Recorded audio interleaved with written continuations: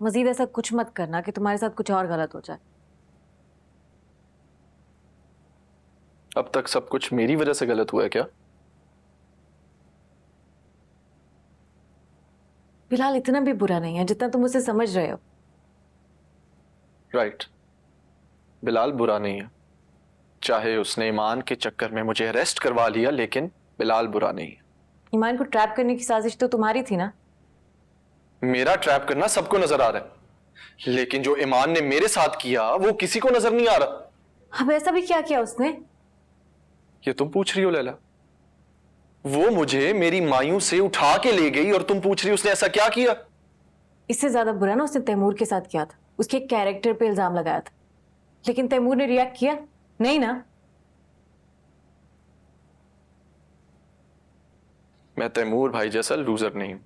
मेरी बात सुनो, जिसे तुम लूजर कह रही हो ना, वो 2 बार तुम्हारी तरह अरेस्ट नहीं हुआ और ना ही उसका कोई रिश्ता टूटा।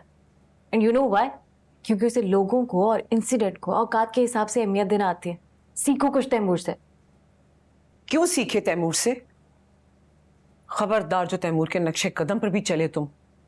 आहत बेटा, आज के बाद मुझे तुम उसके आसपास भी नजर मत आना।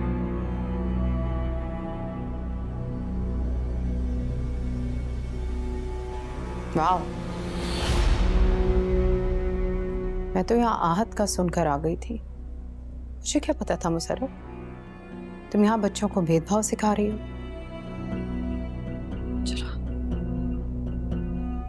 जरा सा केयरफुल हो जाना आपको भेदभाव लग रहा है भाभी? ओके, अगर आहत की जगह तैमूर तुम्हारा बेटा होता तब भी इतना ही केयरफुल होने का कहती। और अगर जारा की बजाय आपकी कोई सगी बेटी होती तो क्या आप तैमूर जैसे शौहर के साथ उसको गुजारा करने के लिए कहती? नहीं ना? जारा को मैंने पाला है, मैं जानती हूँ वो नहीं रह सकती तैमूर के बगैर, मर जाएगी वो। कोई किसी के बगैर नहीं मरता है भाभी।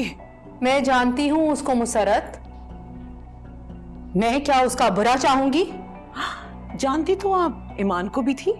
सारा वक्त तो वो ताई अम्मी की रट लगाए रखती थी। क्या किया आपने? भरोसा किया उस पर? हिफाजत तो दूर की बात, उसके साथ जुल्म करने वाले से आपने एक सवाल भी नहीं पूछा। तैमूर से चिड़ और उलझन की वजह तो समझ आती है, लेकिन सारा और ईमान से इस कदर हमदर्दी की वजह समझ नहीं आती मुझे। मुझे किसी से कोई हमदर्दी नहीं है भाभी। मैं तो सिर्फ आप और आपके बेटे के जो चाहने वालों का अंजाम देखकर अपने बच्चों को सिर्फ वार्न कर रही थी। सरत, इनफ। आपको तो बिल्कुल याद नहीं होगा, लेकिन मुझे बहुत अच्छे से याद है भाभी। आपकी तबीयत सुनकर किस तरह ईमान सारी सारी रात एक पांव पे खड़ी रहती थी और उसके बाप ने खैर, आप तो अपने मोहसिन की बेटी की ना हो सकी, किसी और की क्या होंगी।